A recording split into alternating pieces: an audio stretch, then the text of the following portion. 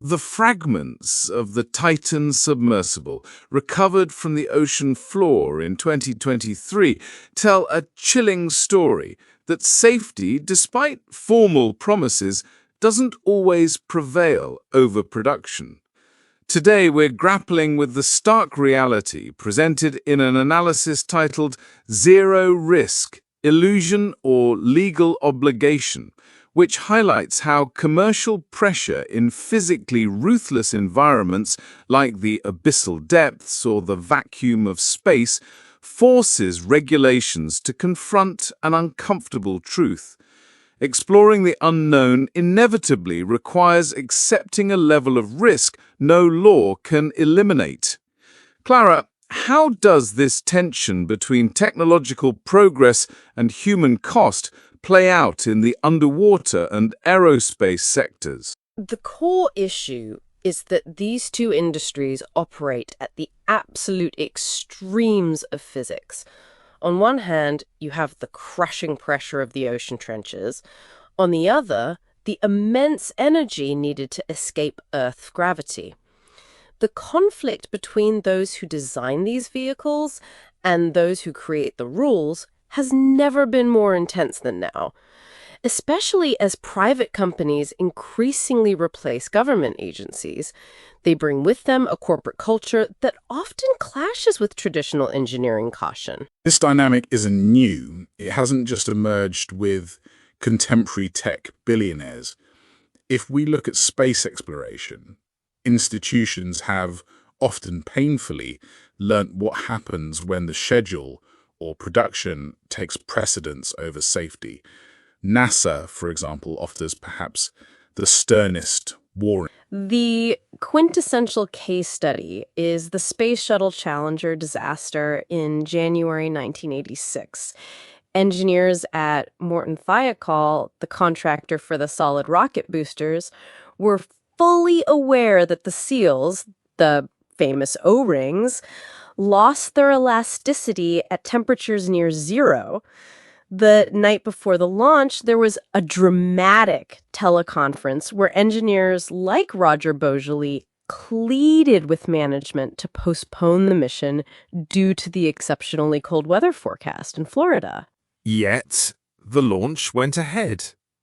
Subsequent investigations revealed that NASA was under immense political and media pressure to maintain tight schedules. There was even pressure to coincide the flight with the President's State of the Union address. Managers simply instructed technicians to disregard the data and prioritize business needs. The consequence was tragic. Incandescent gases escaped from the seal, stiffened by the cold, and the Challenger exploded 73 seconds after takeoff, killing all 7 crew members. That event fundamentally redefined risk management in aerospace. It demonstrated that the greatest danger lay not in the hardware itself, but in organizational communication failures and the prioritization of scheduling over safety. That's when the illusion of absolute control truly shattered. It introduced a fundamental concept that modern regulations now try to apply in high-risk sectors. The idea that risk must be reduced to the lowest possible level, while still acknowledging that it will never be truly zero. In engineering and regulatory fields, a principle called ALARP is used, an acronym for as low as reasonably practicable. The International Maritime Organization, for example, consistently applies this principle to regulate safety at sea. Regulations do not claim that the probability of a maritime accident must be zero. Instead, they demand that operators demonstrate, through rigorous mathematical models and cost analysis, that they have implemented every risk mitigation measure that isn't disproportionately expensive or complex when compared to the benefit gained. Applying ALARP to a cargo ship or passenger ferry makes practical sense, but surely when we're descending 4,000 meters deep to explore wrecks or untouched seabeds, the tolerance for error virtually vanishes. From a technical perspective, What kind of challenges does the engineering of abyssal submersibles face? The technical difference between space and the deep ocean surprises many. Data confirms that the ocean floor is a far more hostile engineering environment. In orbitable space, the pressure difference between a spacecraft's pressurized interior and the external cosmic vacuum is only 1 atmosphere. The main danger in spaceflight lies in the launch phase and thermal re-entry. In the deep ocean, however, at 4,000 meters, a hull must withstand a force of about 400 atmospheres, meaning tons of weight for every square centimeter. If a partial depressurization occurs in space, as it has in some missions, the crew often has time to don emergency suits and isolate compartments. That implies a degree of control. But what happens with a structural failure at oceanic depths? If there's a structural failure at oceanic depths, the implosion occurs in fractions of a second, literally faster than the human nervous system takes to register a pain signal. This is precisely where certification regulations become the dividing line between life and death. The underwater vehicle Alvin, operated by the United States Navy, has completed thousands of dives in total safety. Its titanium cabin sphere, several centimeters thick, undergoes rigorous testing to withstand pressures 1.25 times its maximum operational limit.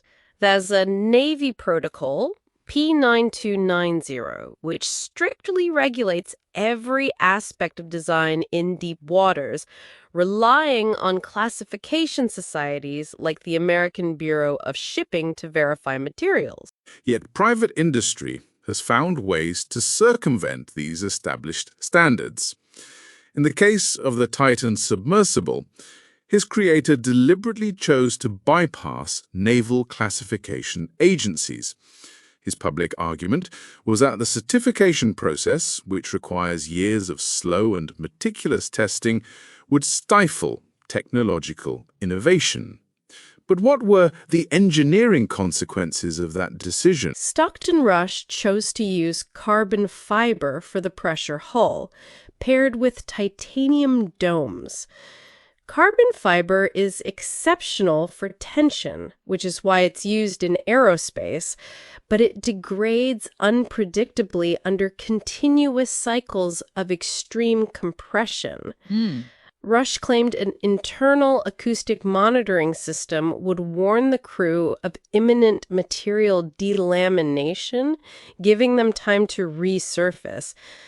Experts in the field knew this approach was fatal. When carbon fiber begins to fail under such pressure, the implosion is almost instantaneous. The acoustic sensors only tell you that you are about to die in a few milliseconds. This philosophy of aggressive innovation, which seems to prioritize experimentation over certification, feels like a direct export of the IT mentality, the concept of moving fast and breaking things to learn. But when failure implies the loss of human lives, the lack of mandatory regulations becomes an unforgivable loophole. How does this mentality clash with the private aerospace sector, where we see companies like SpaceX adopting similar development methodologies? SpaceX uses a rapid iterative development approach that effectively involves the loss of prototypes during testing, as we've seen with the spectacular explosions of their Starship rockets in Texas. However, the regulatory dynamic is different. The government oversight body, the Federal Aviation Administration, or FAA, requires detailed assessments of environmental impact and the safety of surrounding areas before every launch. When debris from an experimental launch scattered over protected natural areas, regulators blocked subsequent operations until corrective measures were implemented. So the FAA intervenes heavily to protect the environment and the uninvolved public on the ground. But when it comes to paying passengers boarding these commercial vehicles, Does the agency's approach change radically? It absolutely does. Regulation seems to take a step back so as not to hinder the nascent space tourism industry. The United States Congress has established a regulatory learning period, which has been extended several times. This moratorium prohibits the FAA's Commercial Space Transportation Division from imposing strict safety requirements for the design of vehicles intended for passengers. Currently, federal law relies on the principle of informed consent. Passengers, legally defined as spaceflight participants, must sign formal documents explicitly acknowledging that the U.S. government has not certified the spacecraft as safe. So the entire responsibility for risk acceptance is transferred from the government designer to the private consumer. This informed consent model might work for wealthy adventurers willing to bet their lives, but it raises enormous ethical questions if we consider these companies' ultimate goal: mass space transport and the establishment of extraplanetary colonies. The transition from high-risk experimentation to mass commercial transport requires a paradigm shift that historically has always come at a high price. Commercial civil aviation has reached its current level of obsessive safety precisely by methodically analyzing past tragedies and imposing inflexible regulations. Researchers from organizations like the Aerospace Corporation have developed mathematical models to predict failure rates for future commercial suborbital flights. But the statistical sample of actual flights is still too small. We are effectively building an industry based on dozens of test flights, while commercial aviation relies on billions of consolidated flight hours. This tension between commercial deadlines and rigorous oversight isn't limited to experimental frontiers. The traditional aviation industry has provided us with a devastating example of how production pressure can corrupt the regulatory process from within. The Boeing 737 MAX disaster had nothing to do with exploring extreme environments, but was entirely driven by the need to protect market share against a rival company. The 737 MAX case highlights the extreme dangers of practical deregulation. Boeing was desperate to bring an aircraft with larger, more efficient engines to market to compete with the Airbus A320neo. To avoid having to subject pilots to expensive and lengthy simulator training, they designed the new plane to behave exactly like the old models, implementing corrective software called MCAS. This system was supposed to automatically lower the nose of the plane under certain aerodynamic conditions to prevent a stall. The tragic paradox is that the FAA, to accelerate certification times, had delegated much of the review authority to Boeing's own engineers. The regulator effectively surrendered its role to the controlled entity. How did this corporate pressure manifest in fatal engineering decisions? Corporate pressure directly led to fatal engineering decisions. The MCAS system relied on a single angle of attack sensor, violating basic principles of aeronautical redundancy. Furthermore, Boeing removed information regarding the MCAS system from pilot flight manuals, considering it superfluous. When faulty sensors abnormally activated the system on flights in Indonesia and Ethiopia, pushing the planes downwards, the crews found themselves battling against invisible software whose existence they were unaware of. Those 346 deaths are the direct result of a regulatory system that permitted production goals to evade fundamental safety requirements. Regulations are often perceived by corporate management as bureaucratic friction that slows progress or erodes profit margins. But these compliance manuals aren't born from a desire to complicate engineers' work. Every rule, every redundancy requirement, and every inspection protocol represents a lesson hard won from a previous disaster. There's an open debate about whether an excessively preventative regulatory approach would perhaps have entirely prevented the triumphs of the Apollo era. The Apollo program certainly operated with risk profiles that contemporary government agencies would find unacceptable. During the lunar landing design phases, models indicated frighteningly high probabilities of crew loss. However, the context was dominated by an existential geopolitical imperative of the Cold War, which American society and its leaders considered sufficient to justify the risk. Today, the dynamics have changed. Risks taken by private corporations are driven by commercial imperatives, financial gain, or personal prestige. Developing regulations that prevent disasters doesn't mean stopping exploration, but preventing private ambition from turning the crew or passengers into expendable guinea pigs. And here another jurisdictional challenge emerges. In space, there's the Outer Space Treaty of 1967, which makes national governments responsible for the activities carried out by their private actors beyond the atmosphere. In the deep ocean, however, a near total legal vacuum reigns. If you operate in international waters at 4,000 meters deep, you're essentially outside the reach of any national oversight agency. International maritime conventions are structured to handle surface ship traffic, fishing, and the exploitation of seabed resources, but they're entirely inadequate for monitoring the use of experimental vehicles launched from motherships flying flags of convenience. There is no police of the abyss. This regulatory black hole is precisely what permitted uncertified operations to repeatedly dive into an environment that tolerates technical errors even less than outer space. Analyzing these narratives, from the cold that destroyed the Challenger's O-rings to the failure of carbon fiber in oceanic depths to the faulty sensors of modern airliners, a universal lesson emerges. Regulations aren't just about the thickness of metal alloys or aerodynamic certifications.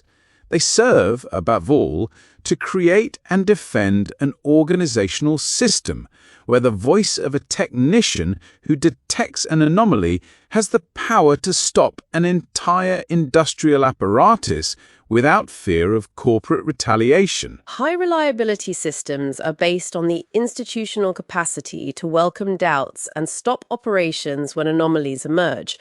Rules serve to protect those who have the courage to say that the vehicle isn't ready to depart. Without the protective umbrella provided by independent and rigorous oversight, the natural pressure towards profit and rapid results will relentlessly continue to erode safety margins. The underwater and aerospace sectors demonstrate daily that pushing human presence beyond natural boundaries involves extreme engineering risks. But regulations remain the only rational tool to separate thoughtful exploration from catastrophic gambling. Managing the inevitability of risk doesn't mean being able to erase it, but ensuring that every single operational decision is made by ruthlessly questioning scientific data before consulting financial projections. Share this episode with those who love to explore the intersection of engineering, ethics, and the price of human progress.